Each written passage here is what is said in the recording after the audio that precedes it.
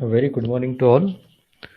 I welcome you all for this today's lecture. Check out, is it visible screen? Yes, Yes, sir. sir. Okay, we'll start the session. So in the previous class, we were discussing about indirect methods of soil exploration. So in that, geophysical methods and soundings or penetration tests. So out of this, the electrical resistivity method we have discussed already, and also the standard penetration test. So these two methods have been discussed already. So in today's session, so we are going to discuss seismic method and static cone penetration method and dynamic cone penetration method. So for that, so I welcome Syed Shahbaz Sagar for a seismic method Yes. of soil exploration. So over to you, Shahbaz. Good morning to everyone. My seminar topic is seismic methods definition. First, we see the what is the seismic method. It is a geophysical prospecting method based on the fact that the speeds of transmission of shock waves through the earth vary with the elastic constants and the densities of rock through which the waves pass. And also, seismic methods refer to methods which use seismic velocities to measure the elastic properties Earth's material. These techniques provide detailed information about subsurface layering and subsurface mechanical properties using seismic waves. The main aim of seismic methods is to locate the groundwater and investigation location for landfills and characterize how an area will shake during earthquake. This is the picture how seismic method will occur on. There are two main methods used in the seismic surveying: reflection method and refraction method. First, we see the reflection method. Uh, this is the reflection method. Either this method can be either energy source or man. It can be worked by man also. I will tell the procedure how the seismic reflection method occurred on the ground. Procedure.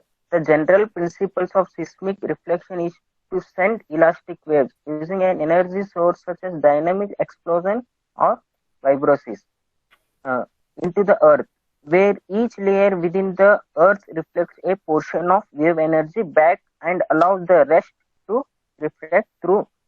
These reflected energy waves are recorded over a predetermined time period called the record length by receiver that detect the motion of the ground in the which they are placed on land. The typical receiver used is a small portable instrument is known as geophone. We will see what is the geophone first. Geophone is a transducer which transforms mechanical energy into electric energy, and also these are able to estimate the location and depth of targets. You should see upper portion of the that field geophores are located at a standard spacing, which are able to estimate the location and depth of the target. Yes. In water, hydrophones are used. Hydrophones are nothing but which are same as geophones, but it is used in water to locate the depth of groundwater. Which hydrophones are used which convert pressure changes into electrical signals. Each receiver response to a signal shot is known as a trace and is recorded onto a data storage device. Then the shot location is moved along.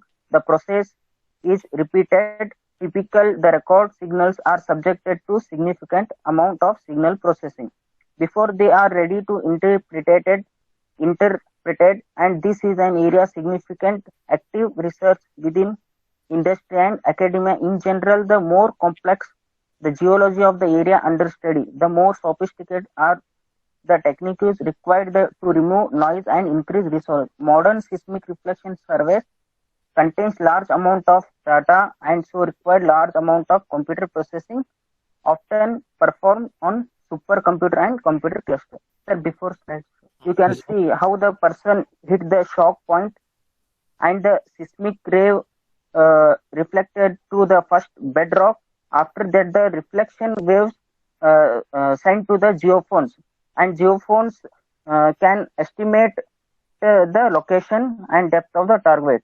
Next, we see the refraction method. Uh, Procedure of refraction method. The seismic refraction method relies on travel time of sound waves measured in milliseconds, traveling through and refracting from subsurface layers with contrasting densities. The seismic refraction lines will be surveyed using a geometric geode 24 channels seismograph. Geophones will be nominally spaced 40 feet apart with some shorter spacing to help define overburden velocity. Each segment will be tested with 5 to 7 shots. The general shot configuration which consists of one shot at either end of the segment, one shot about 100 feet of each end, and 1 to 3 shots within the segment. The energy source will be consist of a small explosive charge buried about 3 feet deep. Approximate relative shot point and geophone elevation will be set by NGS using a pop level. To show that in the reflection method, the shot point when the person hit, it will goes to the bedrock. In this method, only the rays reflected only segment layer and go to the geophones. So go to the steps for refraction survey. How the steps are taken for the refraction survey? Following the sampling pattern outlined in the work plan, locate, mark and clear survey lines, and then lay out seismic cables and set the geophones. Set up seismograph and computer and test geophones responses. Drilling short holes and bury explosive shots. Then monitor ambient noise and conduct seismic shots along survey segment. Then the inspect integrity of shot data, repeat if necessary. Move equipment to next survey segment and repeat steps 3 to 7 times above the step. Process and interpret seismic data, prepare profiles, and then reported applications. You should see the where the applications are occurred. Application of seismic reflection and refraction.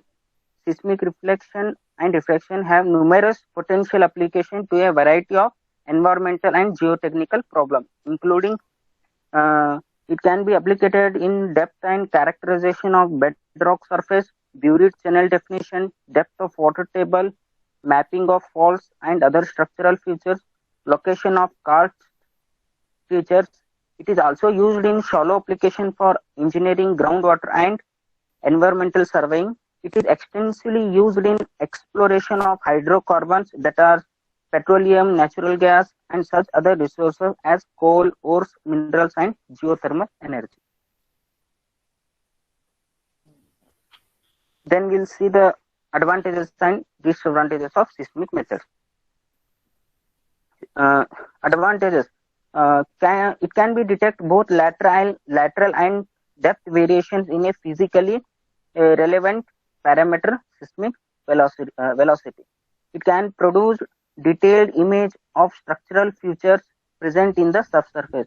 It can be used to delineate stratigraphic and in some instances depositional features. Stratigraphic means the study or description or discipline study with the rocks. It responses to seismic wave propagation is dependent on rock density and a variety of physical elastic constants. Thus, any mechanism for changing the constants, and porosity changes, permeability changes, compaction, etc., can in principle be delineated via the seismic method. It can be used in direct detection of hydrocarbons in some instances is possible. Then we see the disadvantages. Amount of data collected in a survey can rapidly become overwhelming. Overwhelming means which can be stopped, which cannot be stopped.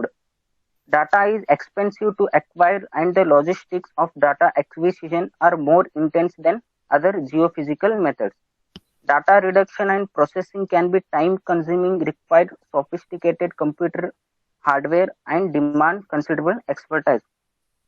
Equipment for the acquisition of seismic observations is in general more expensive than equipment required for the other geophysical surveys considered in this set of notes. Direct detection of common contaminants present at levels commonly seen in hazardous waste spills is not possible.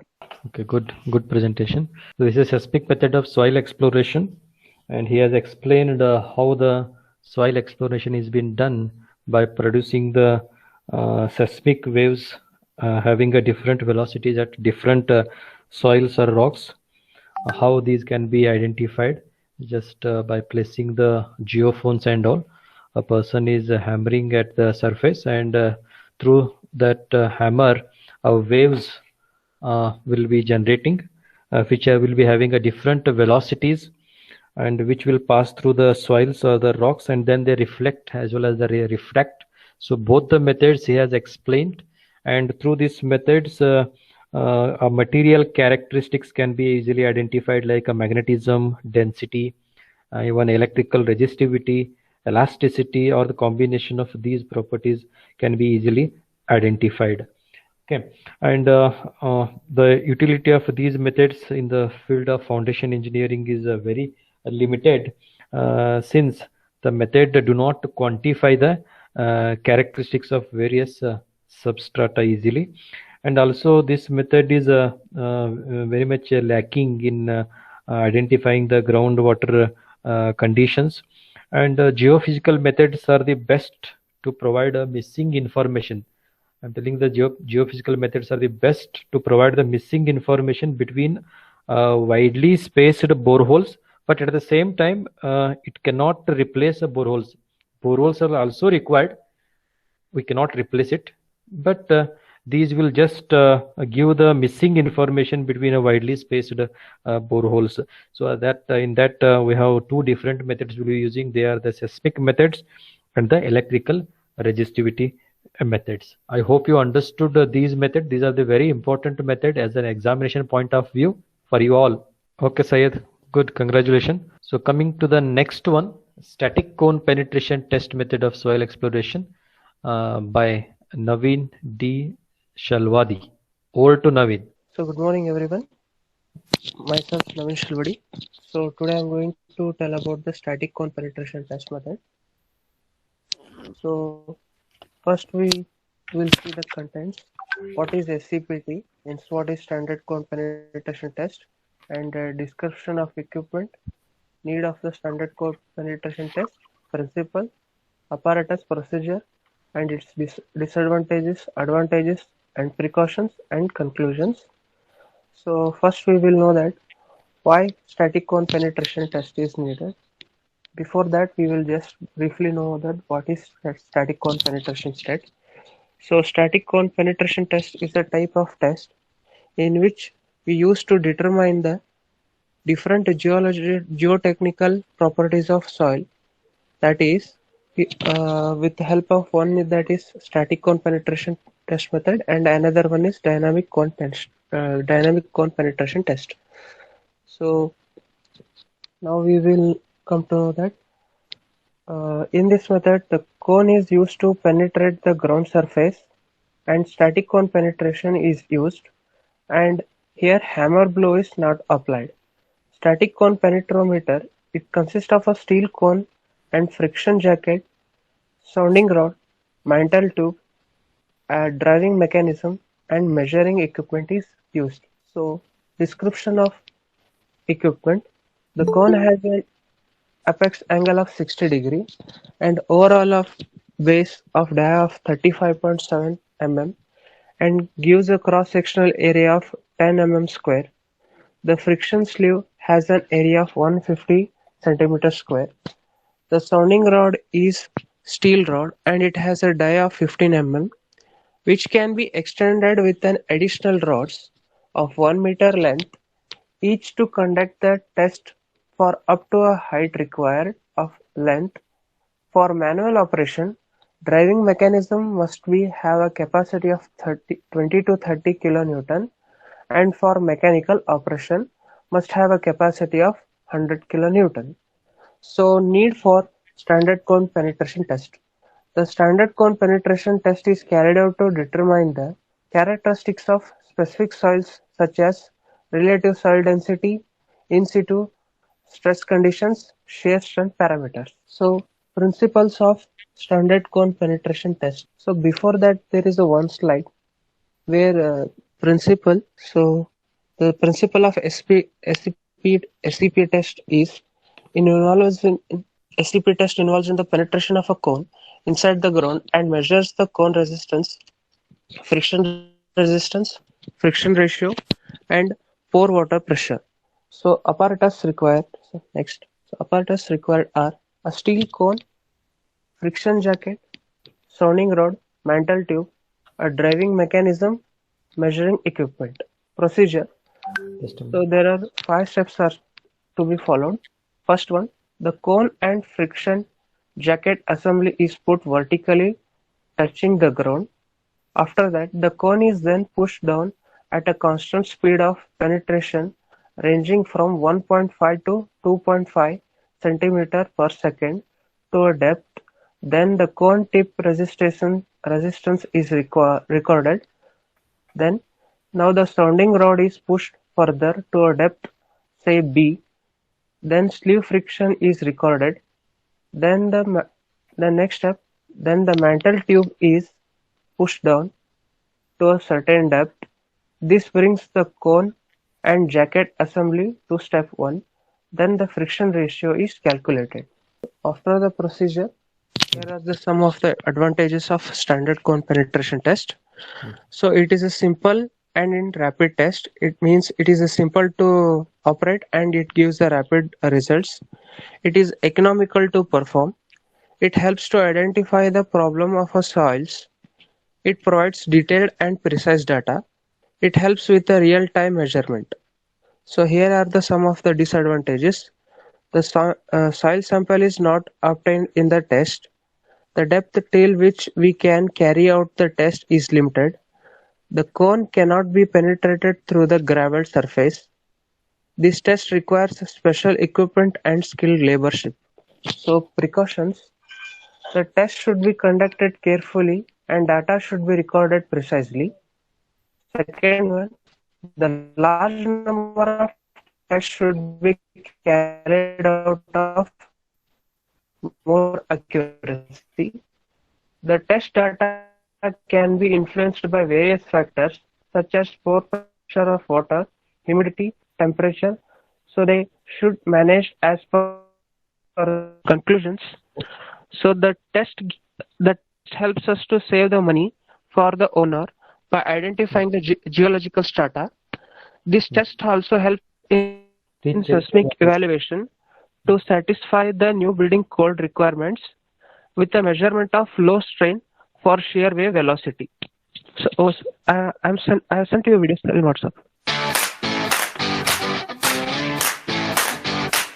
Is it visible? Hello all. Now we will see how to conduct standard penetration test. Sir, it is visible. Okay. It is one of the most reliable site investigation technique. So why to delay? Let's perform. Consider this as your site, and here is the point where you wish to explore soil properties at a depth of 1 meter. Now make a You can hear voice also? Yes, sir. Yes, sir. borehole Okay. up to the desired depth. Place that tripod concentrically above your borehole. Take your gate rod and fix the sampler at bottom. Attach the hammer of 63.5 kgs and anvil to the gate rod. Make a marking of 75 cm above anvil so as to have uniform height of fall. Fix the sentry gain above the borehole as shown and place the guide rod setup through it. Keep a pulley at the top of the tripod and suspend the rope over it. Attach the hammer to one end of your rope using hook. Make 4 markings along the guide rod starting from the ground surface at an interval of 15 cm each. Now drop the hammer through 75 cm height and start penetrating the soil. Did you start counting the blows? Now you should not. Here, blows required for first 15 centimeter penetration is not considered as it is a seating drive. Blows required for second and third 15 centimeter, that is from 15 to 30 centimeter and from 30 to 45 centimeter, is recorded, and that gives n value recorded. So SPT n value is the number of blows required for 30 centimeter penetration after your seating drive. If number of blows are greater than 50 for a 15 centimeter penetration, then it is taken as ground refusal for your penetration. So don't consider that value. Your recorded n value has number of errors and hence it needs number of corrections too. But IS code recommends two corrections in particular, of which first one is overburden correction. In granular soil at deeper depth, confining pressure will increase the blow count. Hence, we may overestimate the strata at deeper depth. IS 2131 1981 recommends this graph for overburden correction. Apply overburden correction using this graph. Let the n value after applying correction be n0. The next correction to be applied is dilatancy correction. If silty fine sands or fine sands are present below water table and n value after applying overburden correction is greater than 15, then the corrected n value is given as NC is equal to 15 plus half of n0 minus 15. It is to be noted here that overburden correction has to be applied first and then the dilatancy correction is done. Fine. What could we do with this SPT n value? Let's learn their applications too. Using certain standard correlations from the corrected n value, you can actually predict relative density and angle of internal friction in case of cohesionless soil. You can also predict UCS value in case of cohesive soil. And sometimes even you can predict dynamic properties too. Thank you. Well, it was a SPT test, SCPT, Standard Cone Penetration Test for soil exploration. Next method, Dynamic Cone Penetration Method of Soil Exploration by Neha. So Neha, over to you. Yes, sir. Is my voice audible? Yes, audible. It's audible. Yes, yes. Okay, sir. Hello, good morning, everyone. So today I'm going to explain about the dynamic cone penetration method of the soil exploration.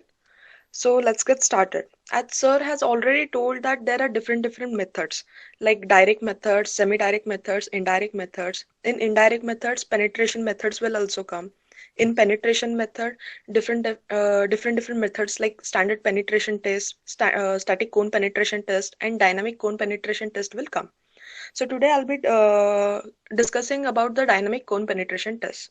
So let's see the content. So as here we can see that the content is what is the DCPT, the need for the DCPT, principle behind conducting the dynamic cone penetration test, which all apparatus are required for it, procedure, the difference between the static cone penetration test and dynamic cone penetration test, the advantages of dynamic cone penetration test, limitations of it, which all factors are affecting to the dynamic cone penetration test, and what precaution we have to take.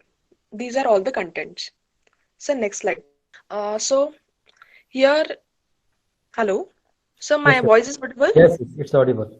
Okay. So what is DCPT?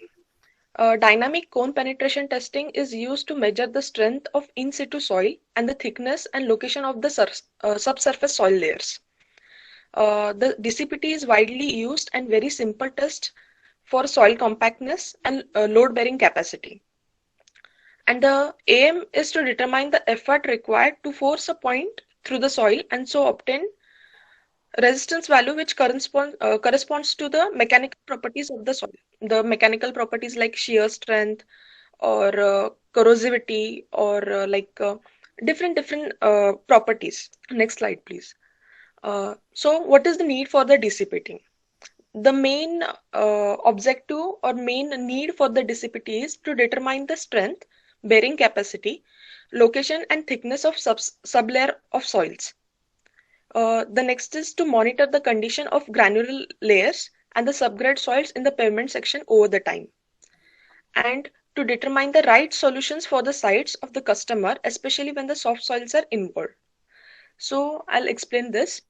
So whenever we see that it will be sometimes a rainy season or some project has to be come up, that time the soil investigation is very much needed. So that time this test will give you brief idea exactly how the soil profile is. The sublayers of soil will be defined in this test, and the location, the strength of the soil due to the impactness of the cone which is involved in this test. It will give you the major idea like how the soil is, how the condition of the soil is. So next slide, please. Okay. So what is the principle behind the dynamic cone penetration test? The basic principle of this test is to measure the resistance offered by the soil layers to the cone used by the conducting the test. So in test we are using a dynamic cone. This cone will give you impact of the resistance when we conduct the test. That time the whatever resistance will be impacted by the cone, that will give the strength value for that soil. So which all apparatus are required here. The first one is a 60-degree cone. This will be the major component of the entire test. Next is driving rods, an anvil, driving head, the hoisting equipment, and a hammer. Here the hammer of 8 kg we are going to use. So in this slide we are able to see that which all components are used. So I'll explain you in brief that exactly which component is used and what it is used for what. So if we consider the anvil, so this serves as the lower stopping mechanism for the hammer, and it also works as a connector between the upper and lower shaft. And this allows for disassembly which reduces the size of the instrument. So this is the work of the anvil. The hammer. It is manually raised to the bottom of the handle, then it is dropped to the transfer energy through the lower shaft. It plays the significant role for conducting the DCP operations. The whole depends on the shape and size of the hammer. This is what the hammer works for. And if we see the steel shaft, the upper shaft is steel shaft and on which hammer moves. The length of the upper shaft allows the hammer to drop. The lower shaft is steel shaft, and which is used to increment for recording the penetration readings, and after each hammer drop it will be used. The main component of this test is cone. It is of 60-degree cone. The cone is fitted into the lower end of the lower shaft. The impact of the hammer on the anvil driven the cone into the same soil. So these are the main components. So now we're moving to the procedure part. So what is the procedure for it? The first one, very firstly, what we have to see that the initial reading on the dynamic cone penetrometer is recorded. The next step is then the dynamic cone penetrometer is kept with the cone resting vertically. It has to be purely vertical so that we will get the proper readings.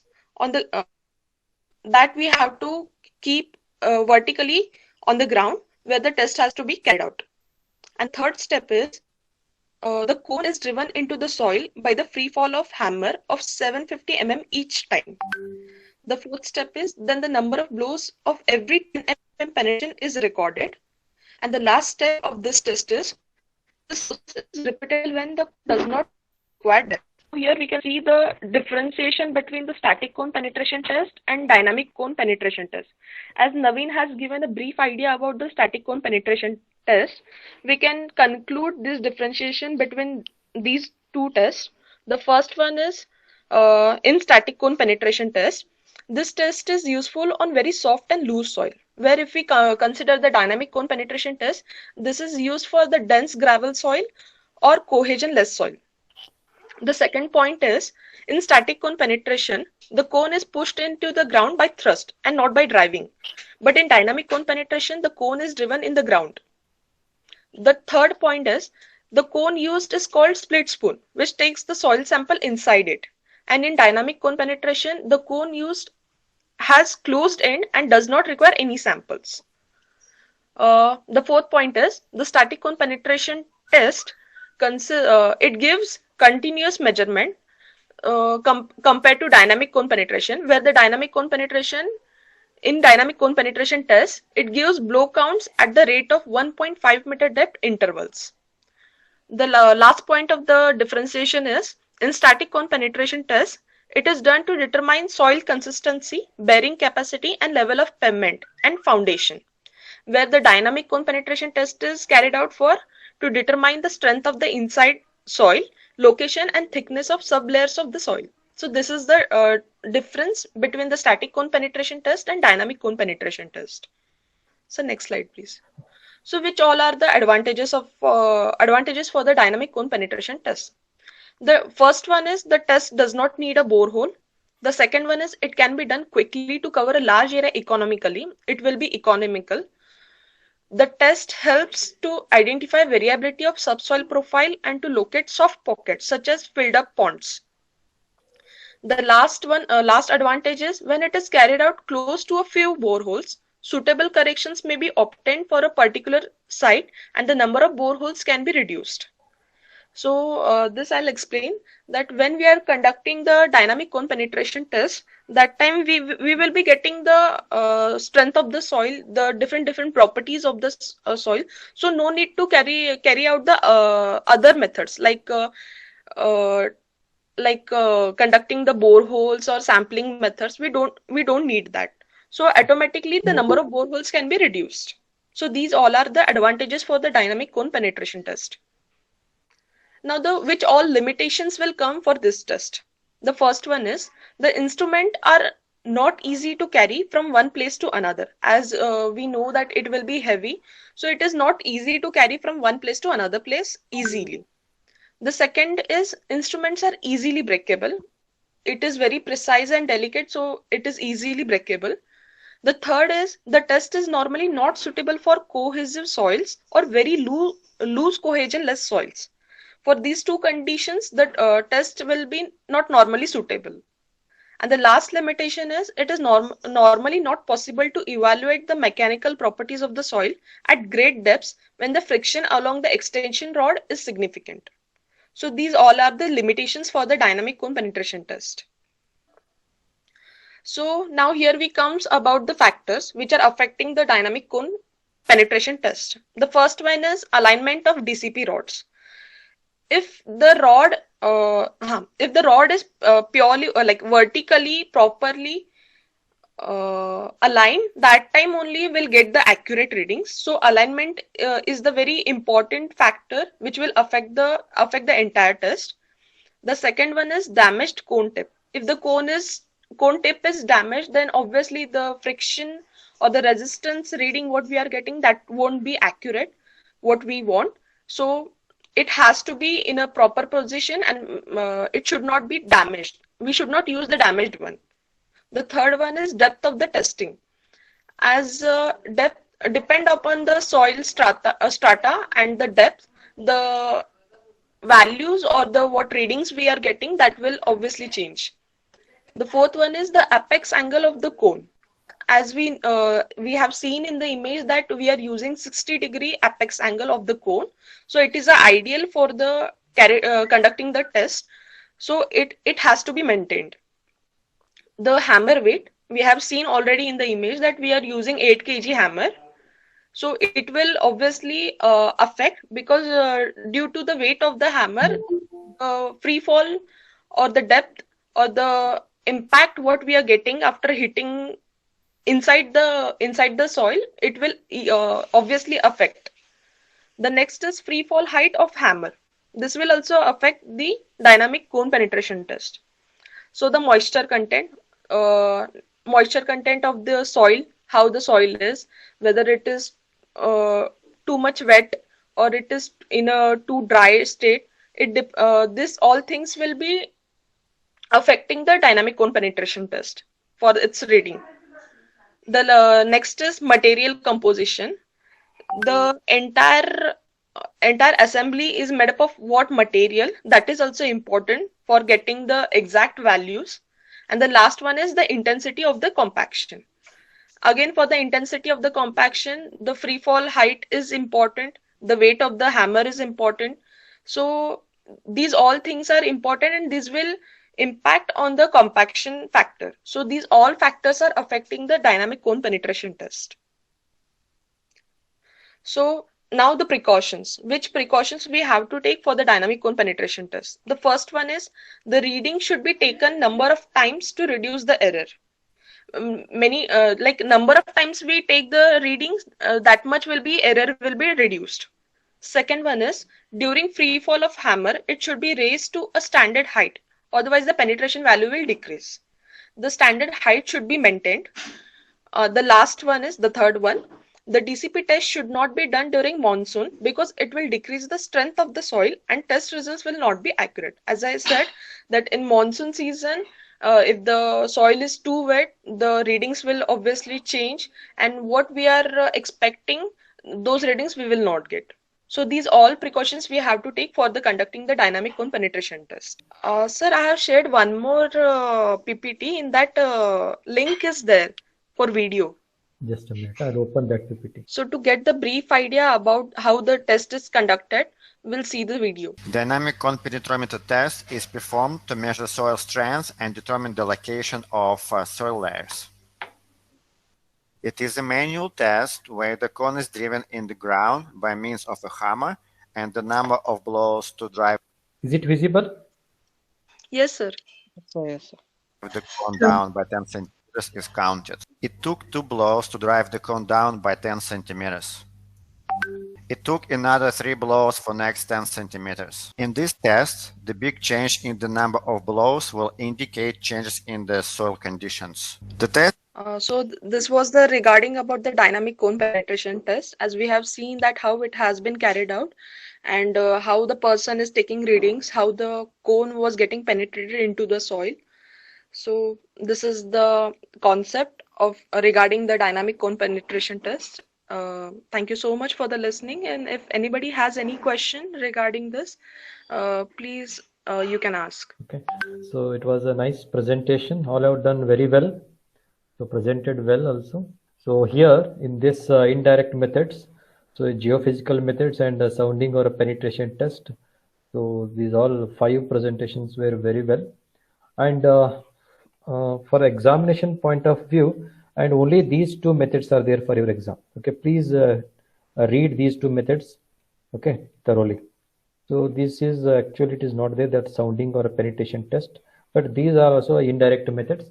But you all concentrate on these geophysical methods. Read only seismic method and electrical resistivity method. Okay.